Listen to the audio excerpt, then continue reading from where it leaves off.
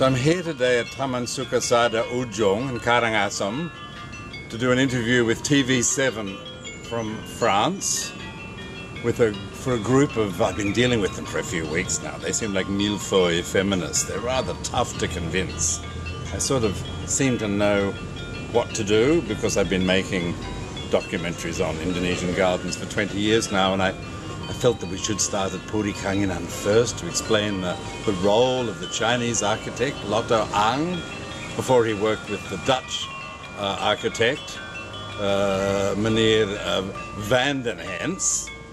And while I've been researching, I discovered old photos courtesy of Bulan Trishna, Dr. Ayu Bulan Trishna, the granddaughter of the last Raja of Karangasem, which showed how that ruin up there used to be a fabulous ceremonial gate with rather Dutch looking in a way, and it sort of gave some balance to the central building, the famous Balai Bundar, which I'd always thought just to be a sort of Edwardian bungalow.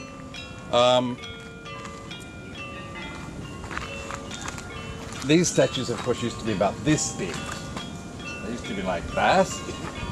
And somehow one of them ended up in the Bali Oberoi restaurant years ago.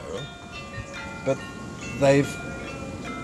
it's had a sort of municipal facelift, but it's looking good at the moment. It's looking like a garden, but it was always a European waziri thing in the tradition of great water palaces by this family, starting in Lombok in the early 18th century, with Taman Armada and then the Taman Mayura by the great-great-grand-uncle of the present Pingling Sirpuri, I think Raja, the last Raja's great-grand-uncle. It's hard to work out because everyone had the same names. Different people had the same name, or the same person had different names, as the historians always remind us. But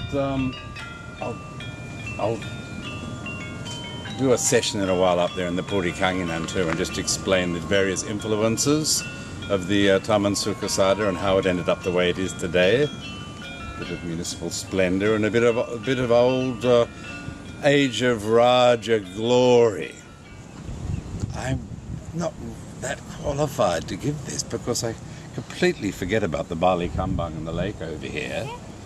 And I always thought that building at the top there was the temple. Someone told me it was a temple to Dewi Rati, the moon goddess, but I now know that it was a ceremonial entrance. Luc Bouchage, the partner of Johnny Schlumberger, the famous French jeweller who worked for Tiffany all those years, had his own floor in a building in New York, in the Tiffany building. His partner Luc Bouchage did some wonderful photography in 1953, and I've always misattributed his photograph through the arches of that building at the top to being the temple of the goddess of the moon, and that's obviously some Balinese guys invented that. But that's the Balai Bundar, which is the quaint little colonial sort of English kiosk. And here is the family's residence in a way, where they can retire and spend the weekend. I'm here with Monsieur Jean-Philippe Tessier from Paris, who is a landscape architect assigned to this project. I'm completely out of breath. They dragged me up to the top of the hill. I mean, I would have taken my car. And it's a beautiful light, and it's looking rather gorgeous today. It's been pointed out by the custodian. This was in fact a meditation pavilion, the Balai Bundar, which I falsely attributed to being the shrine to the goddess of the moon. And over here to the south we see the old the remains of the ceremonial gate, and the Balai Bundar near the coast, Ujung beach, where all the mukur ceremonies happen.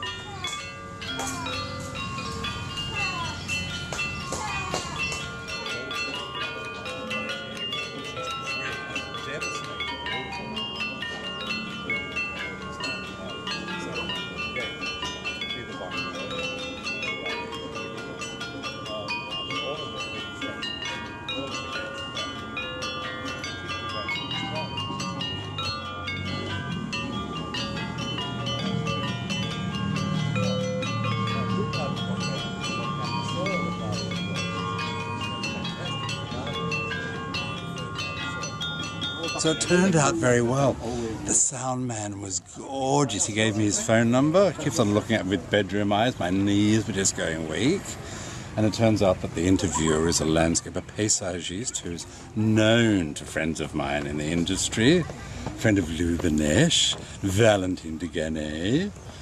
And the director is a dead splitter for Christophe Lambert. And il est mignon.